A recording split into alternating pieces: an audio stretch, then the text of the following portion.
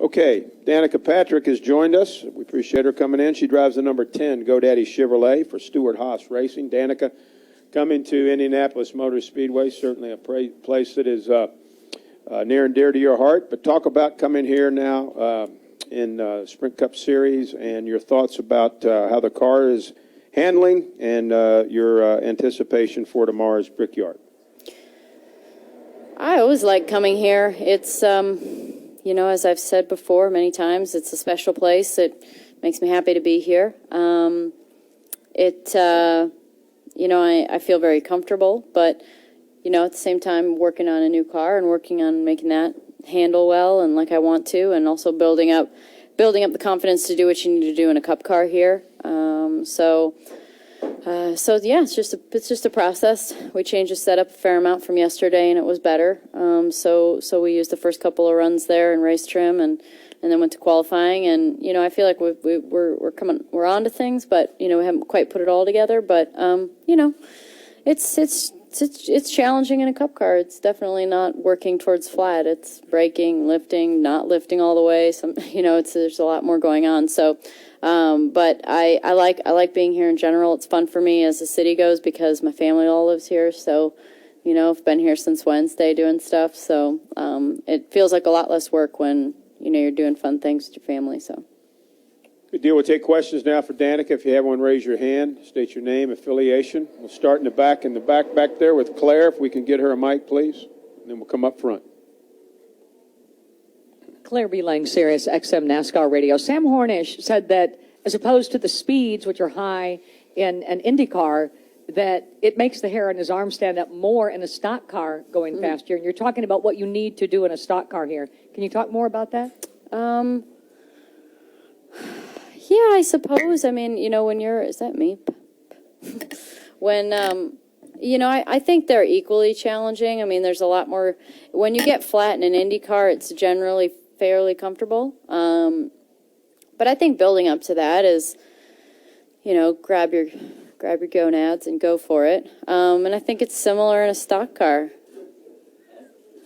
I think Newman said, go flat till you see God and then lift. So, you know, that's in a Cup car. So, you know, I think both of them are challenging. I mean, the moments aren't as easy to catch in an open wheel car, but yet you're pushing that limit. And especially with how we trim out for qualifying, you're really pushing the limit. So, you know, I think that once you get to the limit of any car, I think it's challenging for sure. But there's just something about, you know, an open wheel car going that much faster that sometimes gets a little more hairy. Let's go to David, Alan, and then over to Bruce. Yeah, David Newton, ESPN.com. When you say you're comfortable here, you say that at Daytona too. Is it comfortable different, or how would you compare the two? Well, I guess I feel like, and I feel comfortable with speed for sure. I mean, that's not even something I like about racing. Like, it's not like I say I like to go fast. That's not something I'm concerned about or feels uncomfortable for me. So I don't know if that's any different between the drivers, but definitely as far as feeling comfortable at Daytona has to do with how, you know, straightforward the track is. It's pretty straightforward and pretty simple to drive. But I guess I feel comfortable here just because I've been here so many times and familiarity with the track and just the visual of it is so familiar for me. So I feel comfortable here. It's just a matter of then making the car, you know, and making the car better, which allows me to go faster too. You know, the changes that we made all day today and from yesterday have allowed me to go in deeper and go in deeper and go in deeper. But, you know, it's still a process. So, yeah, I think, I don't know, the only common theme there is a little bit of speed, I guess. But let's go to Alan, and then to Bruce, and then to Bob. Go ahead. Alan Cavana, NASCAR.com. In your career, some of the best performances have come in the Indy 500 earlier this year at Daytona, the big spotlight. What do you attribute that to, if anything?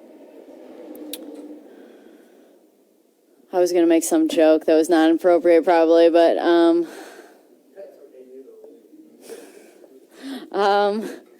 you know, it's just been a theme with my career that it seems like when the pressure's on, things tend to go better, and I can't explain it. I guess it's just something inside. It's some sort of adrenaline or hormonal change that happens when you have the blood pumping and there's pressure on and you're nervous. It obviously does all the right things chemistry-wise to make things go a little bit better. I don't have a full explanation for it, but I'm grateful for it. Bruce and then Bob. Bruce Martin, race day on ESPN Radio and Speed Sport Magazine. Even though they're completely different cars, did the 38 laps that you ran here last year in the nationwide race give you a really good idea of what to expect tomorrow? I'm not gonna lie, I barely remember those 38 laps. I really don't remember much about it. I just remember getting frustrated and, it ending my day. So that's been, and I would say that, not to specifically answer your question, but I think that's been a theme this year too, is when things aren't going quite as well as you want it to, your nature, my nature, or one's nature is to try harder and try and get more out of it and push the limit that much further. And it doesn't really, there's very little return on that. So in fact, it causes more problems than anything by a lot. So, I think that's something that I feel like I'm really getting the message, is that you have what you have. And some of the best races I've had this year have been the ones where I just take what the car will give me, and you're patient and you work hard, and if it comes to you, then it does. If it doesn't, it doesn't. So, I think that's just something I feel like I need to do moving forward. So if there's one thing I remember about the nationwide race here, it's just to not let frustration get to you. And, you hope for the best in the day and you work hard, but, taking yourself out of the game by being frustrated is, that's a complete end. Let's go with Bob. Bob Packer, Sporting News. For the Brickyard 400 last year, were you here? And I was. You were. Did you feel? Was there a feeling at all of kind of jealousy that you weren't in it compared to maybe some of the other Cup races you had watched? And will tomorrow be any more special than other Cup races? No, I didn't actually. I felt very satisfied with the progression that I've had through stock cars to get to this point of full-time Sprint Cup. So no, I didn't actually. I kind of felt bored sitting there actually on pit lane because you can't see anything. So, it's, I'm sure there was a better perspective to have than sitting on the pit box. So yeah, that's why I always encourage everyone to get a headset, listen to drivers, get to a place where you can see things, and it helps a lot. So that's kind of what I remember. So I'm sure it will be far more exciting being in the car. But too exciting's not good, so just hopefully more exciting. Let's go to Dick, and then we'll go to Brant. Dick Mittman, the 500 newsletter. You came so close to winning the 500 and had some great finishes in your races, I think it was. Do you have any regrets about what happened during your period as an IndyCar driver here? I'm a firm believer that what I did then is what has led me to where I am now, and they all needed to happen. But I think, that first Indy 500, we probably ended with a little more fuel than we thought we had. So I feel like, maybe there was something there that could have been had, but we didn't really know the exact numbers. And, later on, I found that there was, we used different additional systems to know when you were getting to the bottom of the fuel tank, that fuel collectors that I don't know if we had my first year. Maybe we did, I don't know. But in the same, so that's just because it's Indy 500. They're so hard to get. And but it could have turned my career in a whole different direction, and I might not be where I am now, and I'm really happy where I am. So so everything happens for a reason, but those Indy 500 wins are hard to come by. That yellow flag, you know what? That's probably the thing that made me most mad about the first Indy 500 was that there was a wreck off of 4, I think. Can't remember exactly who it was. One of the Japanese drivers. That's about all I can remember. The pace car was going like 45 miles. I mean, it was going so slow, excessively slower than any other yellow flag we had. I couldn't even you couldn't even go slow enough. And and they hurried up and made it go green again. And if they'd have just run at normal speed and done the normal thing, then there would have been probably at least another less lap of green flag running. And, so that's the only thing that really made me mad about that race is it seemed out of the norm what we were doing to hurry up and go back green. And that just didn't seem right to me. Brant, and then we'll go back in the back row. Go ahead, Brant. Brant James, ESPN.com. Were there muscle memory things or habits particular to driving here that you had to sort of unlearn when you went from an open wheel car to a nationwide car and then nationwide to a cup car here? Well, they sure don't come off the wall quite as far as we did in IndyCar, so I think my nature is to come off the wall a lot further, but I mean, that's pretty simple. I can fix that. No, I mean, I think that it's more about the visual of the line being different in a stock car versus an Indy car. And, I've seen a lot of variation out there between, a traditional or more early entry, really arcing it out entries, and but definitely getting well below the line every single corner is very important. And that's something that, can only happen in an Indy car when you're really hooked up and very comfortable. Yeah, and you see a lot of people hooking that way and spinning in an Indy car too. So, I suppose that there's that little bit of concern that you're getting too low and it might step out on you, or you might catch a little bit of the curb on the inside. But these are completely different cars, so I think that's something I just have to get over. And you got to get below that white line every corner, and arc it out a little bit more, because the cars don't want to turn. So, the more you can get done as early as possible, the straighter you can be off, and then you carry speed. So it's especially probably important off of 2 and 4, really. Go ahead, sir, in back row, then we'll come up here. Danica, whether it's IndyCar or NASCAR, there's always been a great deal of interest in your personal life, and this year, perhaps more so than other. How do you keep your concentration and do the work that you need to do this year and still handle all of the inquiries and the interest that both the public and the media have in personal life? It doesn't really make any difference, because I'm just continuing to live my life. And, it's not like I live it more or less because it's talked about or known about. It's just a little bit more talked about because there's a little bit more of an interest in who the other person is. So a little more relevance to my situation and to all of our situation here in NASCAR and reporting on it. So yeah, and I acknowledge and have before that it's a unique and different, and as I've experienced with being a girl in racing, unique and different tend to draw attention. So. Let's go here, right here. Go ahead. Danica, in a series that has 40-some drivers and 30-plus of them are established veterans, some of them brand names, how are you sort of gauging your success as a rookie and trying to break into a series like this? I think it's... it's important to look at how it's going overall with the team. I think that, we've had some struggles this year, and we're trying to get to grips with the new car. And there are times that, I feel like here where my inexperience with the cars here is definitely hurting me more. I wish that I was better off than I am right now, but we're getting better. It's just that everyone gets better throughout the weekend. So, and then just kind of, I asked Tony after Loudon how I was doing and, what does he really expect out of me? I think that's, to some degree, that's the real question is, what are the expectations of me? You think I'm supposed to be top 20 and top 15 all the time, or am I not? And he said that if he saw there being an issue or something that stood out as a problem or an area that I needed to work on, he said, I'd have come to you already, but I don't see it. And whenever I'm behind you, everything, you're doing the right thing. It just... he said, we got to work on the cars and make them better. And, I think you're doing a good job. So, that's the boss. So. Is that kind of hard, knowing that getting a win or even, a top 10, those things are just very difficult as a rookie in this kind of a series? Yeah. I mean, you're competing against a lot of experience and good relationships.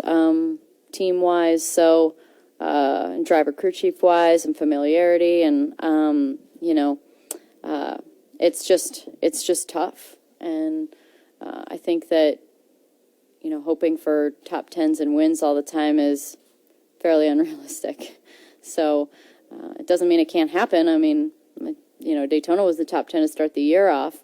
But I think that it's far more realistic to hope for top 15s and top 20s right now. If there's one thing I've learned, it's about baby steps, and it's about making realistic goals that you can achieve. Otherwise, it's just constantly frustrating because, if you have set a goal of top 20 and you finish there, then you have something to be happy about. Where if you don't set that goal at all and you're 20th, then you're like, I suck, I'm 20th. You got to set goals along the way, and it's a process, and that's why experience pays off. And for the most part in your whole career, you don't stop learning, and you continue to get better. It's just it's just a little bit more so at the beginning. God, what's going on out there? It's distracting me. I think it's a sign that I should shut up. We're going to take, let's see, I think two more. This gentleman right here, and then the University of Indianapolis. Go ahead. I know it's not the bagpipes because Dario's not here, so. Eric Smith, RaceView Online. Danica, you came in contact with a lot of legends here, whether it be Bobby, Michael, now Tony. What's the best advice they've given to you about racing here at Indy? Probably the very first year. I don't know if it came from Rutherford or Mears, but it was just that it's a long race, and never give up, and you're never out of it. So, which was the case. I started up front and stalled it, went to the back, came back through, got into the top 10 again, spun, tore the front wing off, pitted, started from the back, and, had a chance to win. So, you're never out of it. It's a long race. So a lot can happen here, and especially being as big a track as it is, as long as the races are here, strategy comes into it, which always throws a huge question mark as to what the outcome will really be and what plays out. Colin Bowles, WICR. Danica, do you still have the same butterflies that you do if you're going into Yes, a 500? I keep them in my drawer. Going into a 500, do you have the same going into this 400? Sorry, I didn't hear you. With the butterflies of the 500 that I assume come, do you have the same coming into the 400, just the prestige of this track? I don't know. I haven't done it yet. You only really get to that point once you get to within, race day. So, I think that whenever there's a lot of buildup and just I always call it pomp and circumstance. There's parades and bands and balloons and, all kinds of stuff going on, special different introductions, things like that. It has a different feel, so, it feels different because it's different. So, I don't think it'll probably be quite as much here for the 400 because I'm not sure if there's quite as much that goes on, although then again, I've never done it. So we'll see. Final question, we're going to get Holly Kane in. Go ahead, Holly. Front row there. How's your ankle? It's a little better. Thank you for asking. It's good. It's just in a brace now. Yeah. I think it looks good. Sweet. Thanks, Carrie. Tan it up.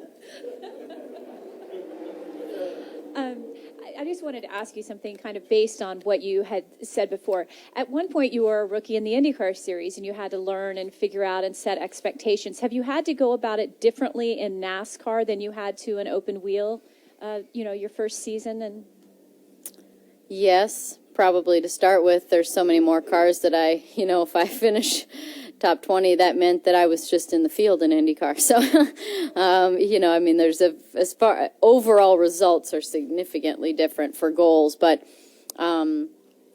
probably more so because you get this feeling like you're established and you know what you're doing on some level and you should jump in and be able to do okay. But, in IndyCar, I really had no idea at all. I feel like I've had to establish goals far more in NASCAR than in IndyCar, just as far as just having goals. That's all. I think in an IndyCar, it felt like if you have a good day, it's a good day. If you have a bad day, you're in the back and you're 20th. If you have a good day, you're top 5. So it's much more straightforward. Where in NASCAR, there's so many cars and competition level is so high, and there's so much money being spent on so many different things in NASCAR, so it's just feels like you chip away a little more at it than in IndyCar. Danica, thanks for coming in. All right, thanks guys. Good luck this weekend. Thank you.